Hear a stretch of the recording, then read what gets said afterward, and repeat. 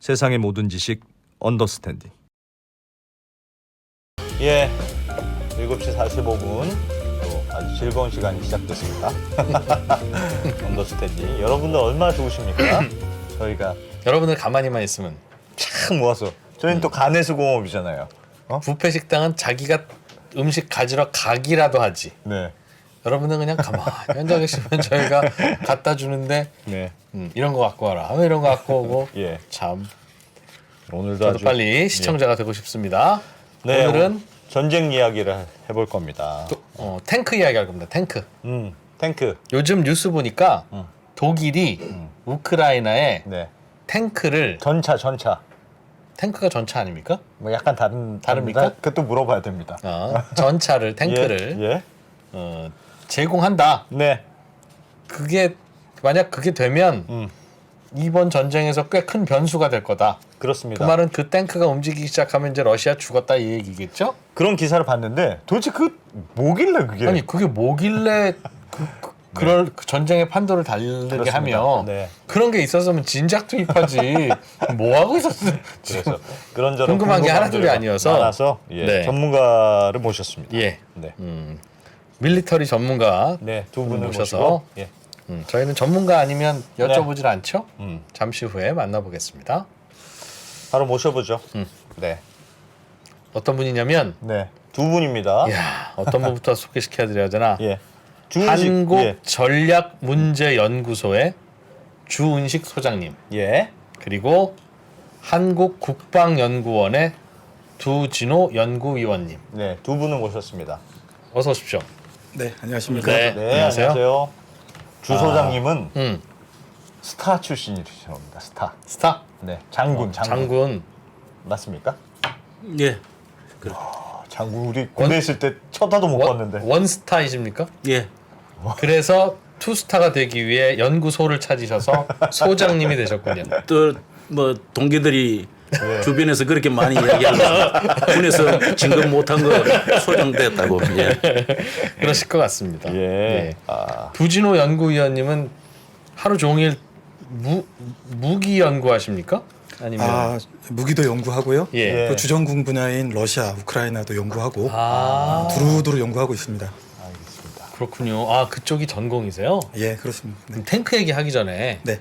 러시아 우크라이나 전쟁은 올해 끝날 것 같습니까? 아니면 개인적으로 어떻게 생각하세요? 이제 개인적으로는 푸틴 대통령한테 물어봐야 될 사항으로 이렇게 이해가 되지만 예. 올해 안으로도 끝나기 어렵다 이렇게 전망을 먼저 해봅니다. 왜요? 왜요? 왜 그러냐면 러시아와 우크라이나가 바라보는 이 전쟁에 바라보는 다양한 이익들이 충돌하고 있고 또 이 전쟁이 이제 단순히 러시아와 우크라이나의 싸움이 아니고 이제는 기정사실화가 된 것이죠. 러시아와 나토, 러시아와 미국의 대리전이 되었기 때문에 러시아 입장에서는 손빼기가 이제 너무 커졌다. 이 모든 미리. 당사자들이 출구 전략을 하기가 굉장히 더더욱 어려워진 상황이 되었다. 이렇게 먼저 평가를 해봅니다. 안 힘들어요, 러시아는? 계속 싸워야 되는데.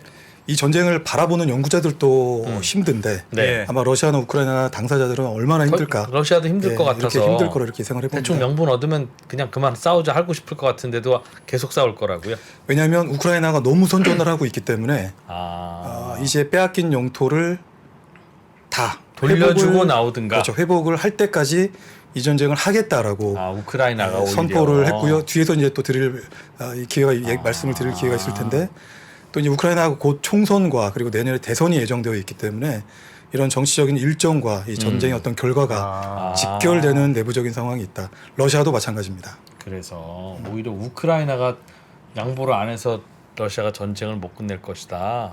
그런 것도 있고 러시아도 절대 양보를 하지 않을 거기 때문에 두 개의 힘이 팽팽하게 경합을 하고 있다 이렇게 봅니다. 이 전쟁에서 제일 하여튼 특이했던 왜 처음에 우크라이나와 러시아 전쟁이 있을 때 워낙 뭐 국력의 차이가 크니까 네. 그냥 한 번에 와르르 무너질 것이다 이렇게 예상들을 많이 했는데 생각보다 말씀하셨던 대로 우크라이나가 잘 버티고 있는 거잖아요. 예.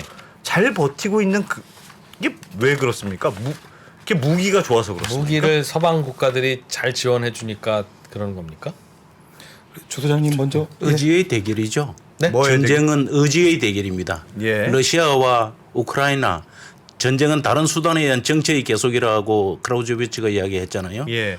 그러니까 우크라이나가 쉽게 러시아가 처음에 우습게 봤죠. 공화국의 한 옛날 소련의 한 위성국 또는 공화국 정도로 봤는데 우크라이나가 아마 한 그 젤렌스키 대통령이 한 정파의 대표나 어떤 뭐 자기가 탈취한 권력을 가진 지도자였다면 아마 무너졌을 겁니다. 그런데 선거로 그 이렇게 대통령이 됐잖아요. 예. 그런데 이제 러시아가 처음에 생각하기로는 러시아군이 들어가면은 젤렌스키 대통령이 도피를 하고 쉽게 붕괴될 것으로 봤는데 우크라이나 국민들이 대단히 그 총력 대응을 하고 예. 그다음에 러시아에 대한 그 인상이 별로 안 좋아요. 우크라이나 국민들은. 예. 왜냐하면 30년대에 집단 농장을 하는 과정에서 우크라이나가 유럽의 빵 바구니 그다음에 식량 창고라고 이렇게 했잖아요. 예. 그 우크라이나에서 홀로도모르, 러시아어로는 이제 골로도모르라 그러는데 대기근이라고 러시아어로는 H 발음이 게로 발음입니다. 골로도모르가 발생해가지고 우크라이나 국민이 300만 명이 굶어 죽었어요. 예. 그러니까 이러한 문제와 그다음에 그 핵발전소 그 붕괴 사고가 났잖아요. 예. 그때 그 러시아에서 그 우크라이나 국민들한테 안 알려줬어요. 안 알려주다 보니까 많은 피해가 났는데 그러한 감정 이것이 러시아 국민과 우크라이나 국민들이 서로 상호에 대한 불신감이 크다 하는 그런 거. 그다음에 우리가 언론에 나오지 않는 이유 중 하나가 있어요. 그러니까 루한스크와 도네츠크가 원래 1922년에 레닌이 이렇게 우크라이나에 이렇게 넘겨준 땅입니다. 예. 그러다 보니까 이제 거기에 러시아 국민들이 많아요. 그런데 이 전쟁이 벌어지기 전에 그 루한스크와 도네츠크 지역에 이제 그 우크라이나 동부 예, 동부에 오른쪽. 지금 러시아가 예. 점령하고 있는 그 지역에 이제 네오나치라 그래서 그 러시아 국민들이 거기 많거든요. 한 65% 정도 됩니다. 그런데 러시아어를 우크라이나에서 못 쓰게 했어요. 그러다 보니까 러시아 입장에서는 네. 국가 안보 전략을 바꾸어서 예전에는 영토 방위가 1번이었고 자국민 보호가 2번이었어요. 두 예. 번째였는데 이것을 작년 7월 달에 러시아가 국가 안보 전략을 변경을 합니다. 자국민 보호가 먼저다. 자국민 보호가 먼저다. 이게 벌써 준비를 하고 있었죠. 그러면 이런 것들이 이제 복합적으로 이렇게 엉켜가지고 러시아 입장에서도 포기할 수 없다. 왜 그러냐면은 이 우크라이나 자체가 지정학적으로 엄청 그 중요한 지역인데 우가 러시아어로 there is 어디에 있다는 뜻입니다. 예. 우미냐 하면 나에게 있다 이런 뜻이고 그래서 우크라이나 하면 크라이가 변경이를 뜻하거든요. 예. 그러니까 이 우크라이나가 러시아 쪽으로 붙으면 유럽이 위협을 느끼고 유럽 쪽에 붙으면 러시아가 바로 모스크바하고 바로 맞닿아 버리는 네, 이런 예. 것 때문에 이 우크라이나가 이제 젤렌스키 대통령이 처음에 EU에 가입을 해가지고 경제적 어떤 그 부를 정대시키고 예. 나토 가입을 좀 나중에 했더라면은 아마 전쟁의 참화까지는 안 일어났을 거다 이렇게 봅니다. 그리고 러시아나 우크라이나가 러시아나 유럽으로부터 양쪽으로부터 이렇게 지원을 받을 수 있는 그런 계기를 그도 찾다 저는 그렇게 봅니다. 젤렌스키 대통령이 그 나토 가입하는 그것을 푸틴이 계속 경고를 했거든요. 예. 나토에 가입을 하면은 자시하지 않겠다 하는 이런 이야기를 했는데 이거를 결국은 젤렌스키 대통령이 이제 그럼에도 불구하고. 무시한 그런 알겠습니다. 상태가 돼버렸죠. 일단 저희가 제일 궁금한 게 레오파트 2 탱크 전차와 탱크는 다른 게 아니라 이 레오파트 2를 서방에서 이제 우크라이나에 지원하겠다 독일이. 독일제 탱크라면서요? 네. 네. 이게 뭐 그렇게 대단한 겁니까? 그거가 제일 요즘 잘 모르겠습니다. 예, 뭔지를. 그러니까 이제 사실은 레오파드 2가 2차 대전 당시에 독일을 우리가 지금도 전차군단 독일 축구 전차군단이라고 팀을 전차군단이라 하죠. 예, 그러잖아요. 예. 근데 이제 이게 조금은 가장이 되었습니다. 왜 그러냐면은 네. 독일이 이제 판저 사단을 만들어서 프랑스를 격파하고 북유럽을 격파하고 하는 이런 것을 했잖아요. 그런데 이게 이제 사실은 그 개념의 차이, 전차가 수단이 되었지만은 판저 사단이 수단이 되었지만은 전쟁을 수행하는 전반적인 개념의 차이에 의해서 전쟁의 성패가 좌우되었는데 예. 우리는 이제 드러나는 현상만 보고 이야기를 하거든요. 그 편저 사단의 주력이 전차니까 왜냐하면은 지상군 무기 체계의 어떤 설계가 기동력과 화력과 장갑 보호인데 이 전차가 그걸 다 가지고 있잖아요.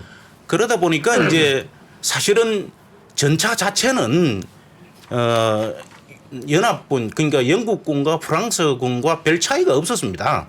그리고 단지 차이가 하나가 있었다면은 뭐냐면은 연합군은 지휘관 중대장 전차가 이제 있는데 중대장 전차 지휘관 전차에만 무전기가 있었고 예. 독일군은 각 전차에 구데리안이라는 장군이 전차의 기동성과 기민성을 증대시키기 위해서 각 전차마다 무전기를 다 장착을 했어요. 예. 그다음에 이제 승무원을 한 명을 원래 4명이잖아요. 그때 구데리안은 한 명을 추가로 인가를 했어요. 무전병. 무전병하고 탄약수를. 예. 그래서 이 인원이 이제 돌아가면서 계속 진격을 하니까 전차는 연료 스페어강에 연료를 보충해 가지고 보충을 하면서 논스톱으로 계속 돌진을 하니 이게 이제 연합군이 이 역습을 독일군이 돌파를 해 들어가면은 역습을 하잖아요. 예. 그런데 항상 뒷북을 쳐요.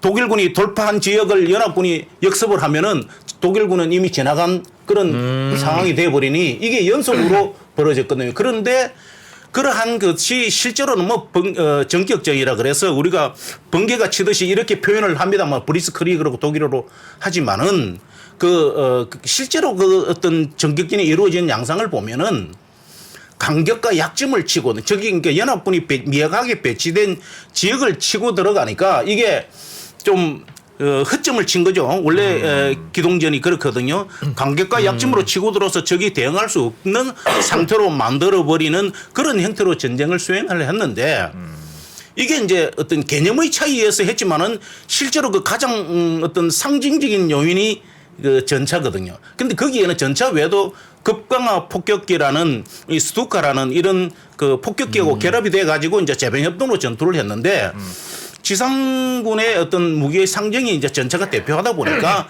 독일 전차 이렇게 우리가 통상 이야기를 하죠. 예.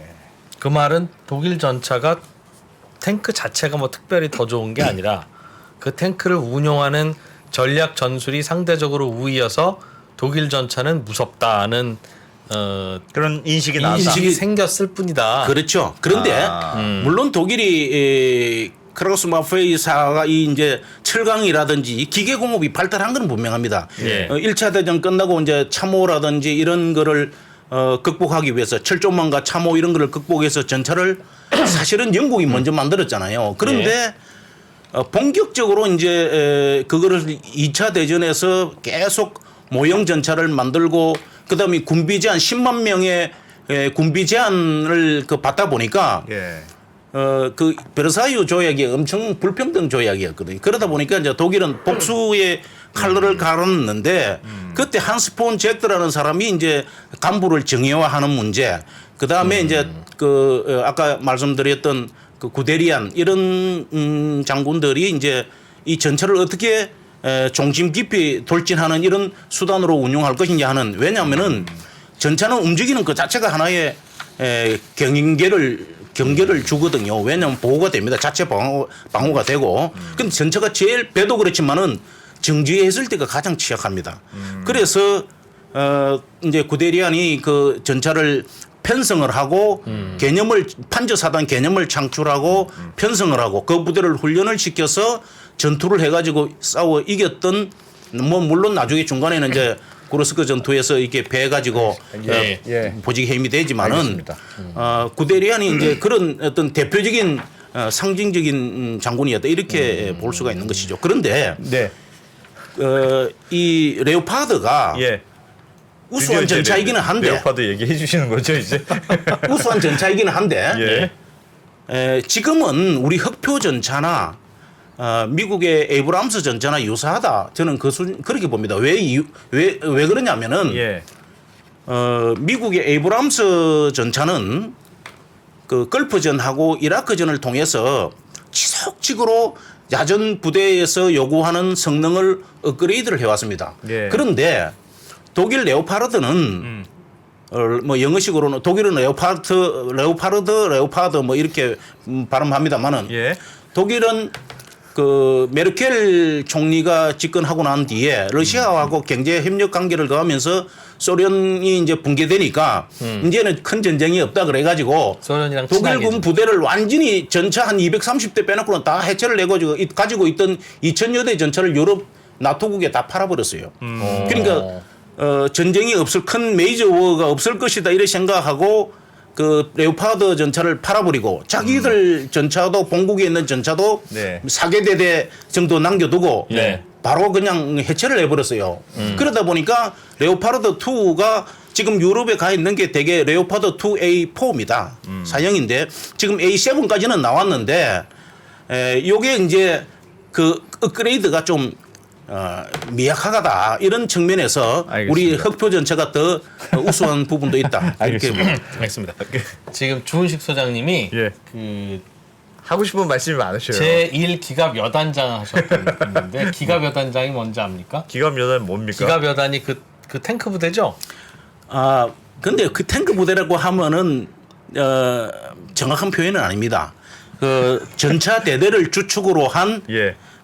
제병 협동 부대로서 전술적 수준과 작전적 수준의 전투와 작전을 하는 부대다. 이렇게 말씀드리는 것이 정확한 표현인데. 알겠습니다. 어쨌든 네, 일반인들은 대개 그걸 그냥 탱크 부대라고 부릅니다. 근데 이 기갑 여단의 경우에는 군단 예비대로 많이 운영이 되고 예. 예비대라는 것은 전방위 방어부대거든요. 예. 어느 방향으로 투입될지는 모르기 때문에 이 기본 역습 계획이나 우발 계획 또 우리가 예상하지 않는 이런 계획까지도 다 대비를 하는 전방위 방어부대다. 근데 우리나라에는 이 기갑 여단이 총 7개가 있어요.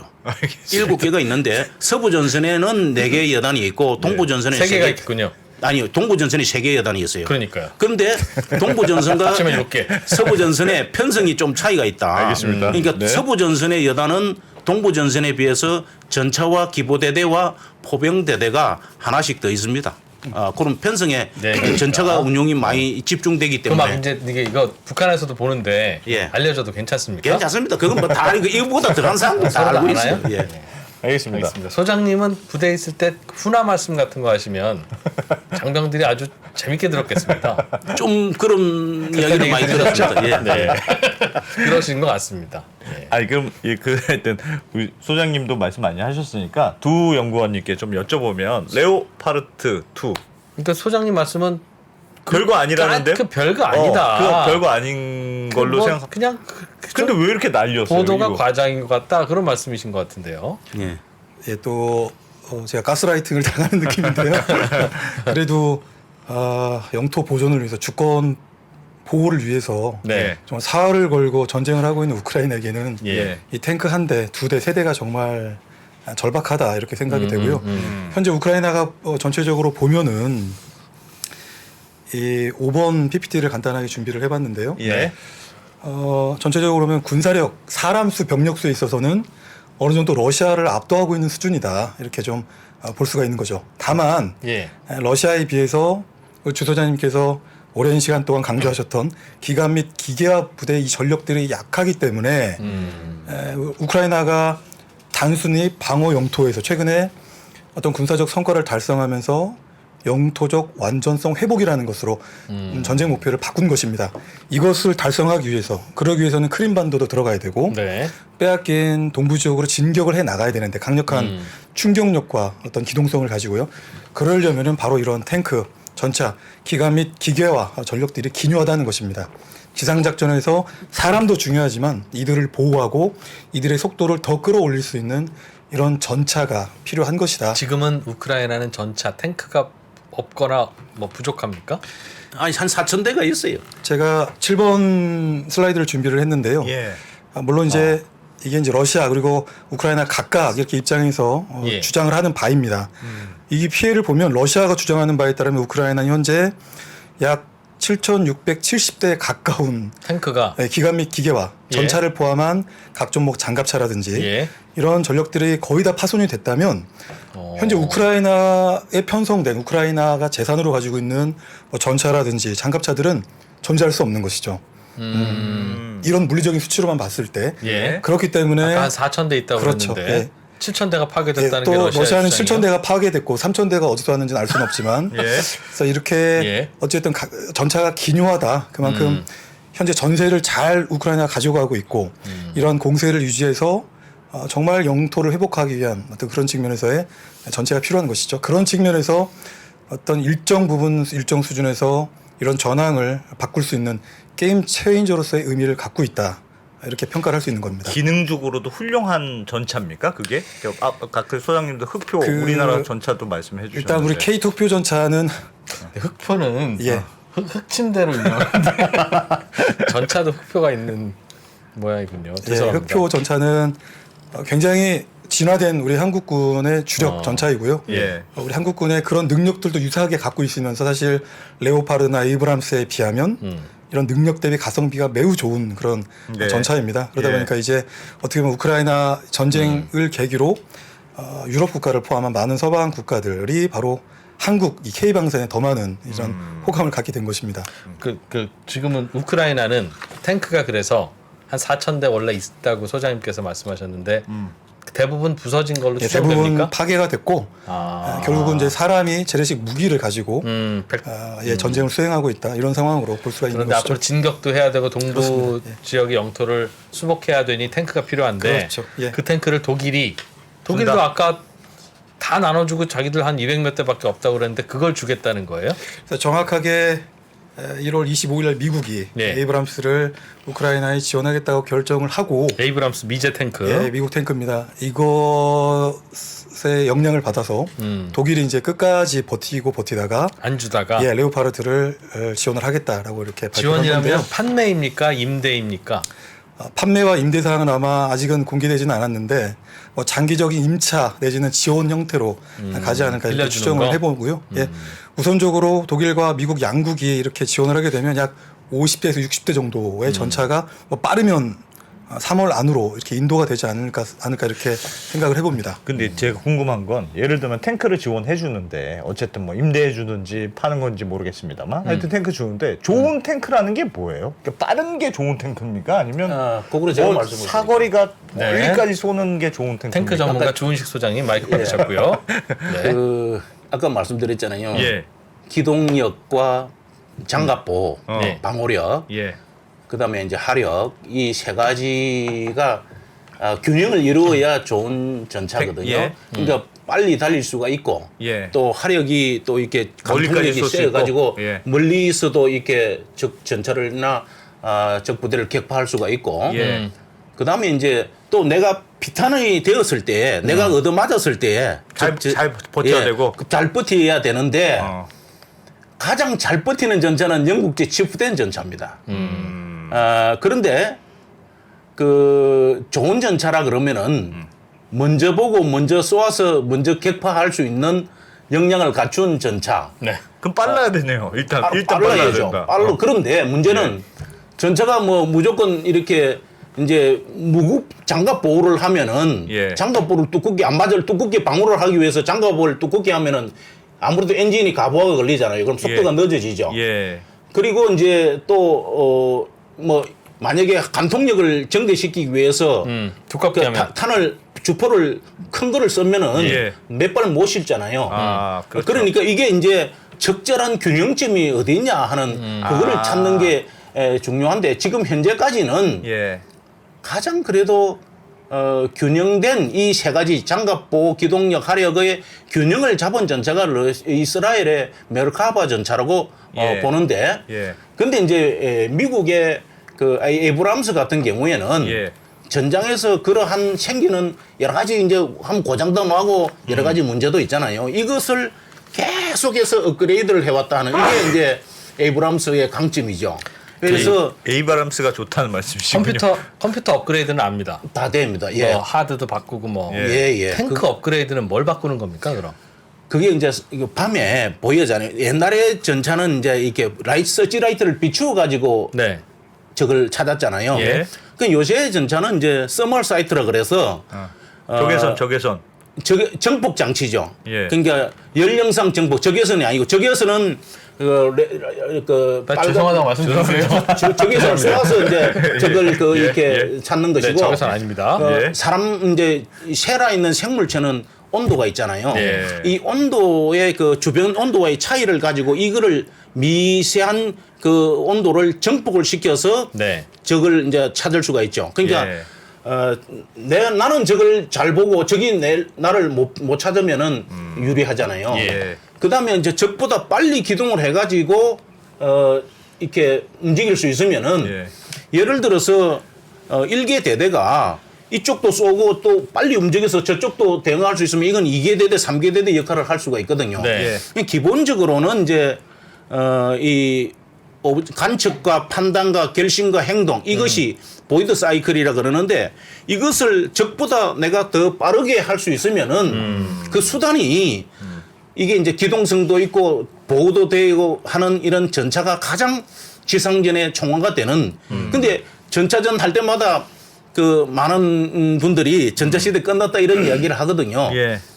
근데 그럴 수밖에 없는 게 그 지상군 무기 체계의 설계 개념이 그 세 가지를 축으로 발달이 되기 때문에 뭐 세 가지죠? 예? 뭐 세 가지죠? 세 가지가.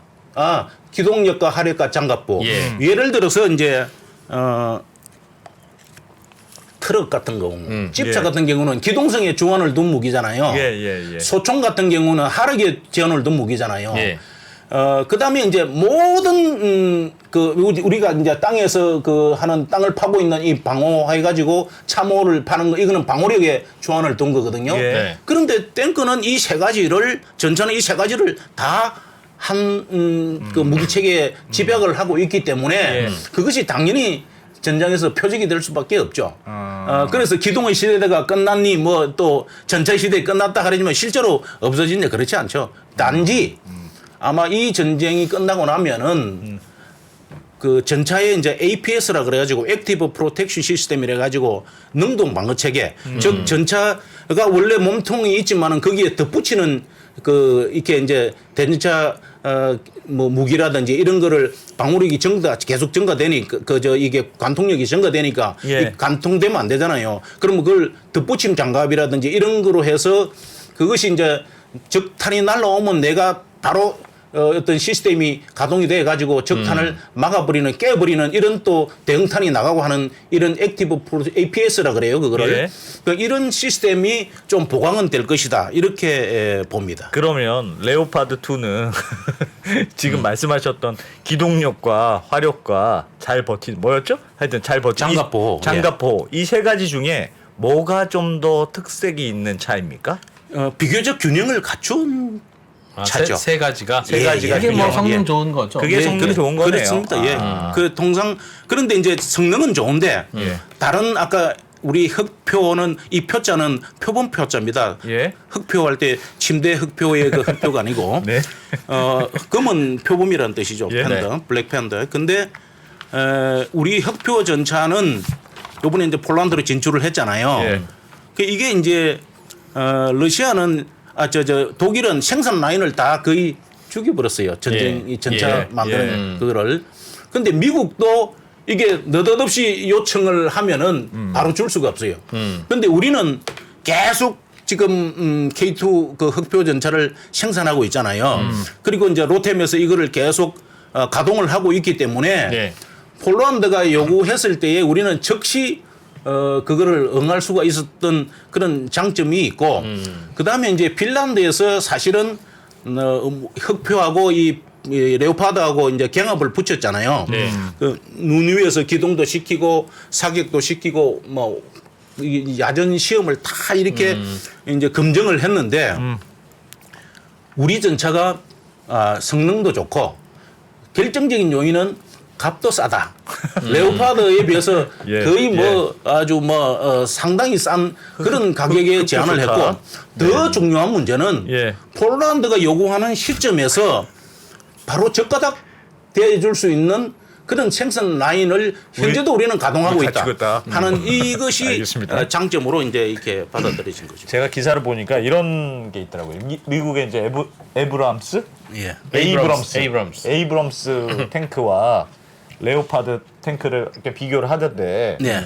레오파드는 디젤 엔진이라서 예. 훨씬 뭐 유리하다, 예. 전술에 쓰기에 좋다, 뭐 그런 게 있던데 그게 뭐가 중요한 겁니까? 아, 디자인 좀 비싼데. 아니요. 그 차이가 항상 뭡니까 그게? 그 전차가 에이브람스가 이제 아까 그 제가 말씀드린 이제 두 전차 다 120mm 활강포를 써요. 예. 그런데 이제 그 문제는 가스터빈을 쓰거든요. 에이브람스는. 예. 근데 이 우크라이나는 지금 T 계열 장비를 쓰고 있단 말입니다. T 계열 장비는 뭡니까? T72, T80 이런 그 T라는 명칭을 붙여요. 우리는 M 명칭을 붙이고 이름에 미국은- 그냥 예. 소총. 아니요. 탱크.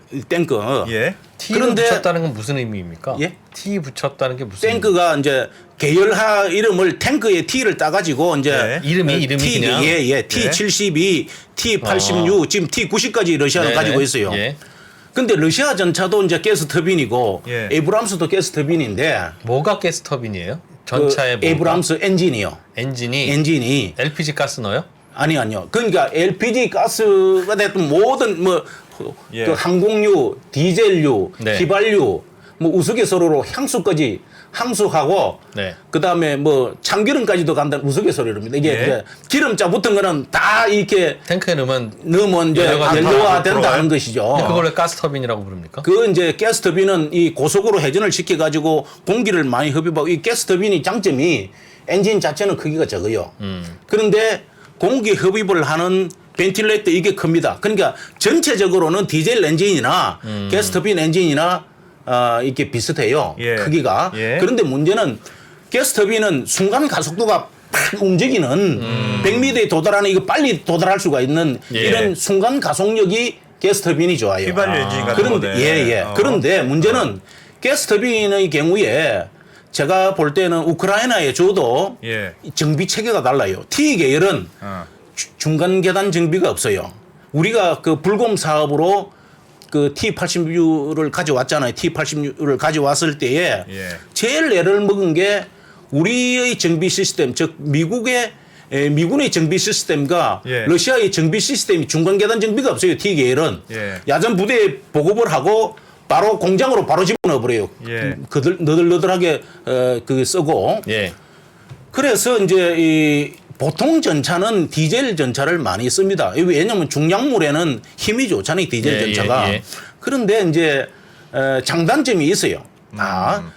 그 뭐냐면은 전차가 움직이면은 그 엔진 소리가 쉽잖아요. 그 소리가 엄청 이게 제한상으로 우리가 이야기를 많이 하거든요. 네, 시끄럽다 저기 이거죠. 은밀하게 기동해야 되는데 그런데 휘발유 경유 전차와 가스터빈 전차 중에서 일반 경유 전차도 소리 자체 한 대 소리 자체는 커요. 그런데 이게 여러 대가 동시에 엔진을 켜잖아요. 그러면 이게 소리 간섭이 일어나. 네. 이게 스텔스 현상이 벌어져요. 소리의 예. 스텔스 현상. 네. 그러니까 파장이 이게 서로 간섭이 돼 가지고 야, 좀 조용해지는구나.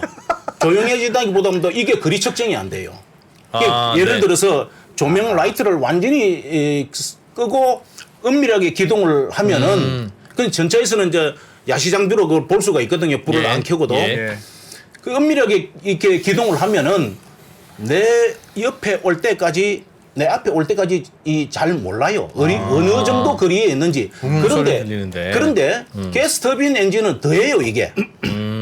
이게 정말 그 코앞에 올 동안 해도 이 가스터빈 엔진은 소리가 잘 간섭이 돼가지고 안 일어나는데 왜 그러냐면은 이 T80 제가 훈련을 러시아에 있을 때 참가를 해봤거든요.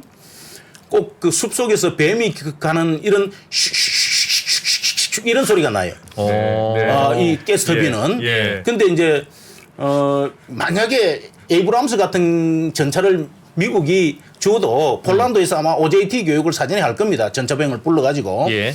그런데 가장 결정적인 문제는 정비 보급, 그러니까 고장이 나잖아요.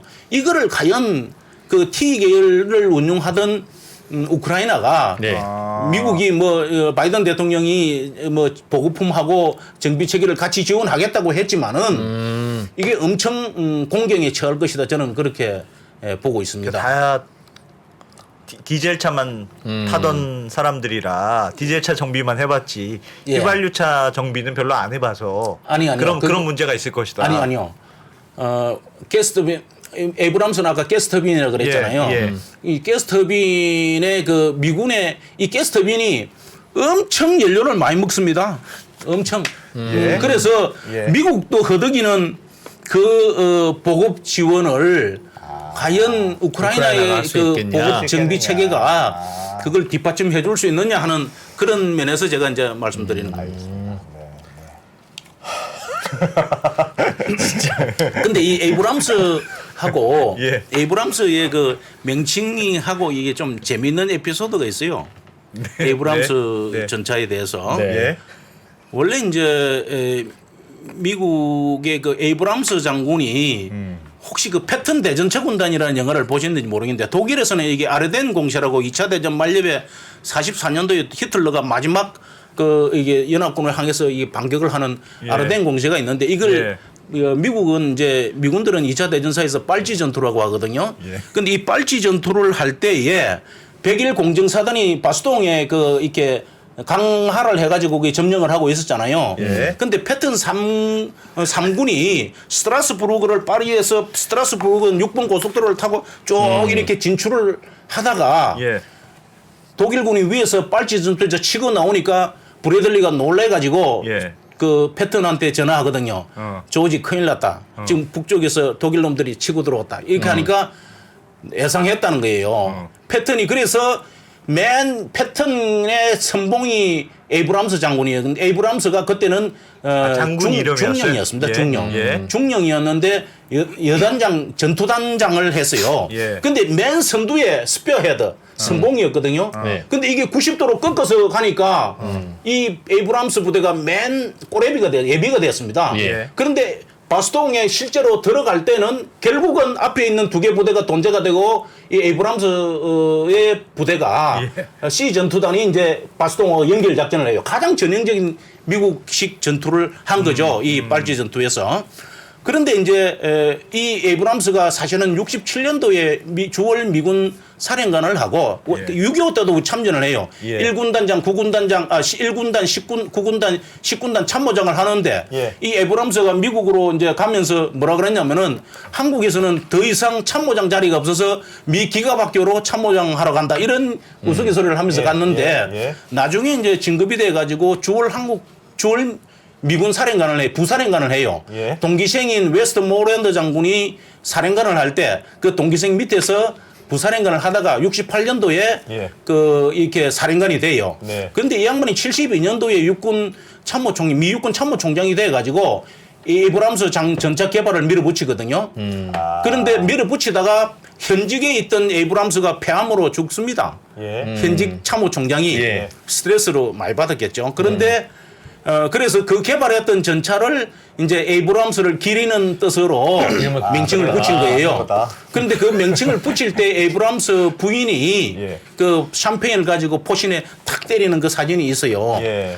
그만큼 이제 이렇게 한데 좀 재밌는 게 이 재밌는 거 나오니까 에이브람스 이제. 죽었을 때 예.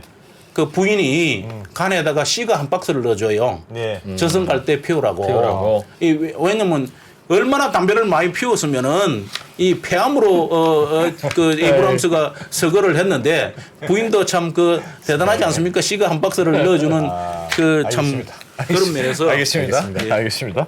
재밌는 다른 이야기 해주셨지만 정리해 보면 네. 우크라이나의 미국산 전차 에이브럼스와 독일산 전차 레오파드 2가 간다. 곧 예. 우크라이나 탱크가 많이 소실돼서 예. 그런데 에이브럼스는 나름의 뭐 장단점이 있고 레오파드도 나름의 장단점이 있고 그런 탱크다. 근데 에브람스는 기름이 많이 든다. 좋긴 좋은데 기름이 많이 들어서 유지가 좀 힘들 수도 있다. 그래서 우크라이나에서 잘 관리할지는 모르겠고 그렇다 보면 뭐 독일 레오파드 전차를 더 기다릴 수 있는지도 모르겠네요. 근데 이제 한 2개 대대 그러니까 미국은 31대 네. T계열의 웃기는 게 2014년도 크림반도 복속이 일어나고 예. 난 다음에 네. 미국은 그 우크라이나를 예. 그 미군 전술을 적용을 해요. 장비는 T계열인데 예. 이미 우크라이나 장교들을 미 OAC 고등군사반이라는 이제 군사교육기관에 유학을 보내고 예. 나토 훈련에 참관을 시켜요. 예. 이게 사인만 안 했다 보이지 실제로 나토 일원으로 행동하니 러시아가 이거를 봐줄 수가 없었던 것이죠. 알겠습니다.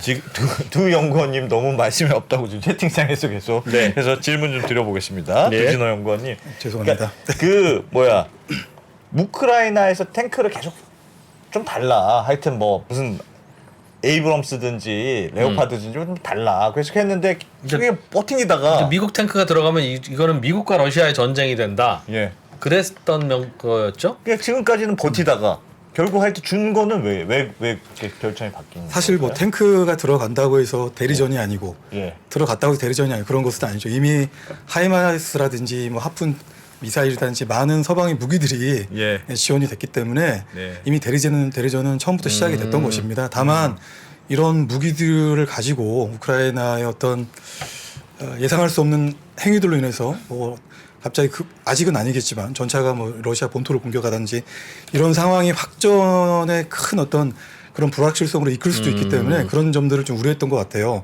다만 왜 이렇게 전격적으로 미국이 우크라이나에 대한 전차 지원을 결정했는가를 예. 좀 들여다볼 필요가 있는 것이죠. 사실 러시아가 거의 작년 7월, 8월 이후부터는 수세에 몰리기 시작을 합니다. 네. 주도권을 우크라이나에게 뺏기고 그러면서 저희들이 잘 기억하고 있는 작년 11월에 러시아군이 헤르손 일부 지역에서 후퇴를 하는 것이죠. 예. 그 전에는 9월 달에 이제 하르키우라고 해서 동북부 지역에서 철수를 하게 되는 겁니다. 이 모든 것들을 사실은 우크라이나가 선전을 하면서 창출한 그런 군사적 성과인 것입니다.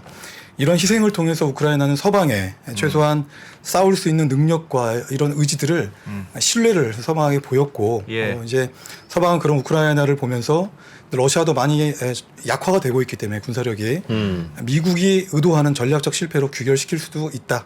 그 가능성이 커지고 있다라고 이렇게 판단을 했던 것이죠. 그게 무슨 말씀이죠? 전략적 전쟁 수행 능력을 보강함으로써 더 러시아를 전략적 실패로 귀착을 아. 시킨다. 그러니까 쉬운 말로 풀었으면 러시아의 전쟁 능력을 약화시키겠다, 피해를 강요하겠다라고 이렇게 이제 좀 인식을 바꾼 것입니다. 이런 미국이 그렇습니다. 좀 더 적극적으로 무기를 지원해서 그렇죠. 그래요.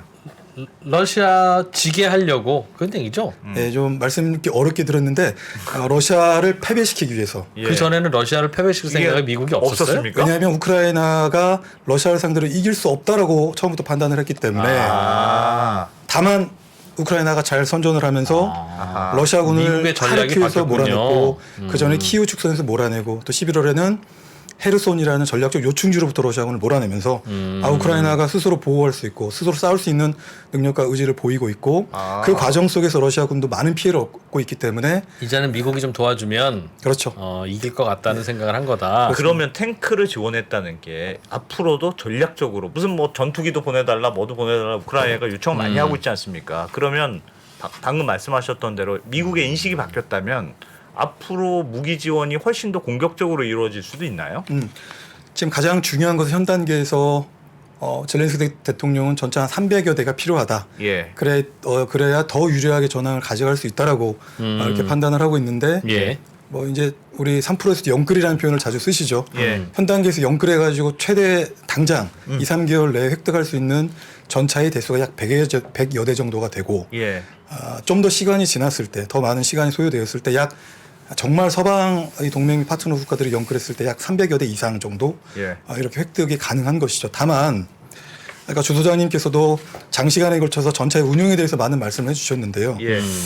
단순히 전차를 받았다고 해서 이 전황을 급변시킬 수는 없습니다. 왜냐하면 그 전차를 운용할 수 있게끔의 충분한 교육훈련 시간이 필요하고 그것들을 운용해서 실제 전장에서 러시아군과 전투를 하는 이 군인들 외에도 또 후방에서 이 전차가 훼손이 되었거나 파손이 되었을 때 적시적으로 근접 지원을 통해서 유지 보수를 할 수 있는 이 또 다른 전선에서 후방 지원이 필요한 것이죠. 이런 지속 지원이 잘 시너지 효과가 날 때라야 이 전차 운영 효과적으로 되는 것이고 여기에 대해서 전차는 사실상 뭐 헬기라든지 이런 전투기와 제병 협동 작전 혹은 공지 합동 작전을 통해서 운용이 될 때 전차의 어떻게 보면 정체성이 살아나서 우크라이나가 요망하는 혹은 서방과 나토가 요망하는 그런 작전적 효과를 얻을 수 있다는 것입니다.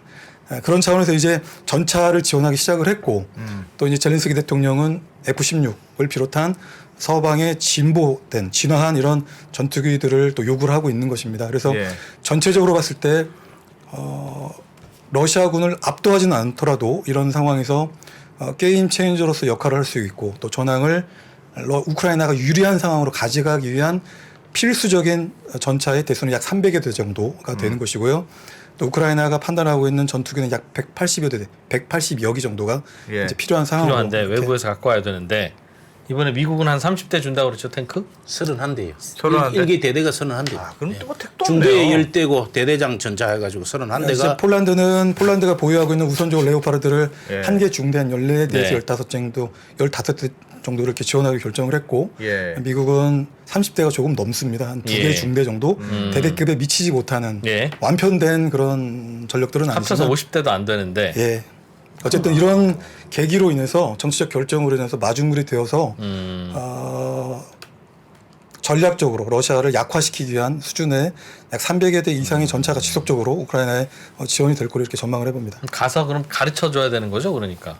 OJT 아마- 교육을 해야죠. 네. 얼마나 걸려요, 보통? 온더잡 트레이닝 해서 실무 교육을 해서 생판 모르는 애들을 전차 교육을 시키려면 한 6개월 이상을 해야 됩니다. 예. 근데 이제 전차병 같은 경우에는 네. 기본 원리는 기능은 예. 같고 원리가 조금 차이가 있기 때문에 그런 거를 숙달시키고 하는데 이제 OJT 교육이라 그럽니다.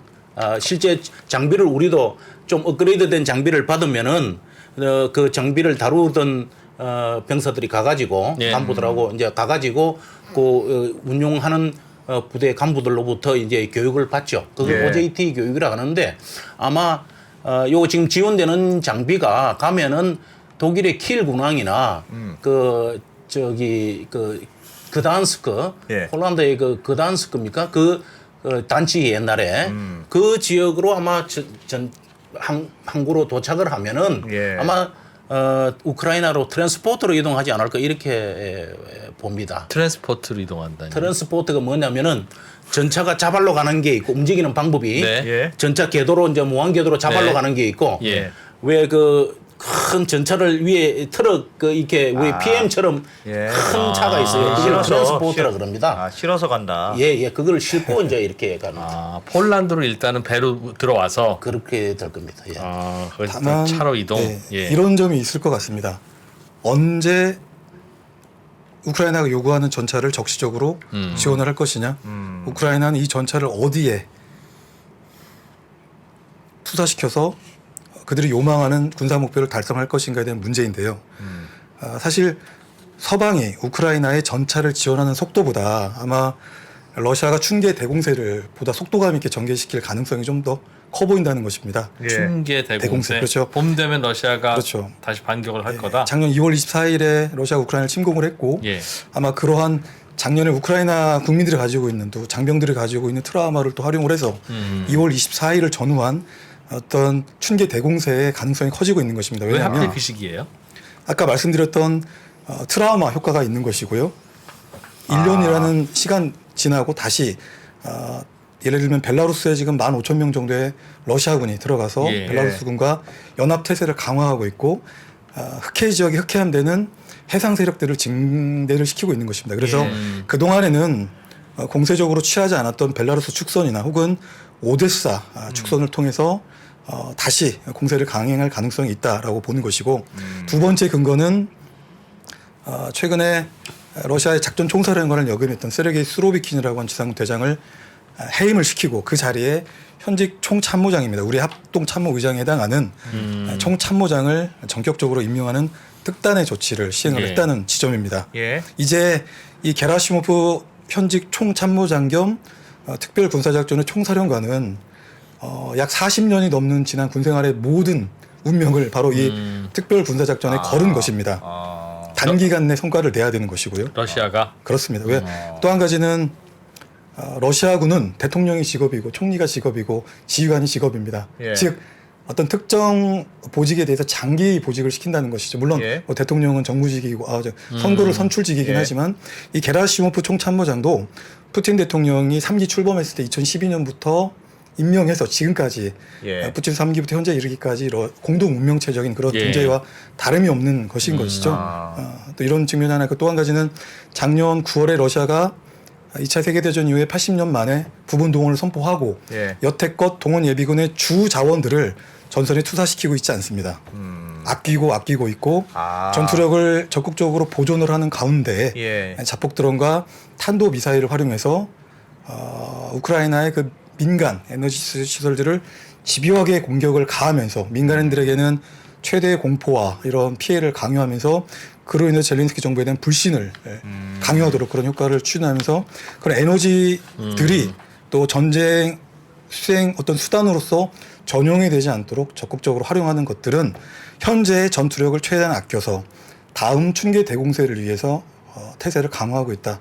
그런 측면에서 봤을 때 2월 24일을 전후한 봄이 도래되는 그 시기에 서방으로부터 우크라이나의 막대한 전차가 본격적으로 전개하기 이전에 승기를 잡기 위한 그런 결정적 작전을 수행할 가능성이 커지고 있다라고 이렇게 전망할 수 있는 것이죠. 근데 내 두 박사의 견해에 딴지 거는 건 아니고 저는 조금 견해가 다른 게 이제 지난번 작년 2월 24일 날 공격을 해가지고 실패를 했잖아요. 그 왜 그러냐면 시기를 잘못 선택했다는 겁니다.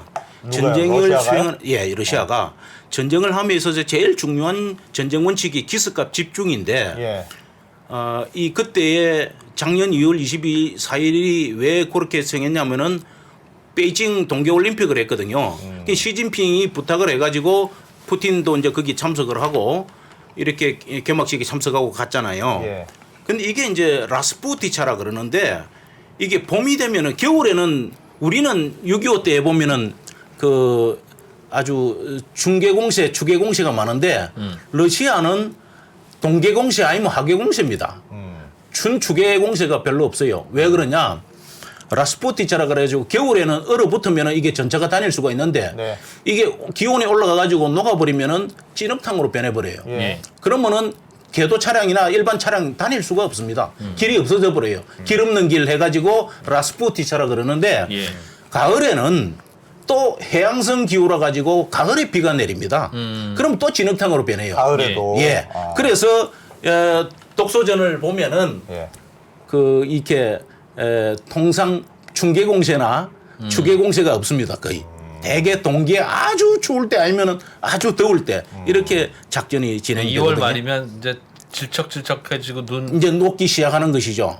그래서 어떤 선택을 할지는 숨고르기를 하고 있는데 어떤 요번에 그 아까 두 박사가 이야기했던 그 게라시모프 총참모장 을 보좌하는 총참모부의 상장의 알렉세이 김이라는 장군이 그 보좌를 하는데 그 장군이 한국계입니다.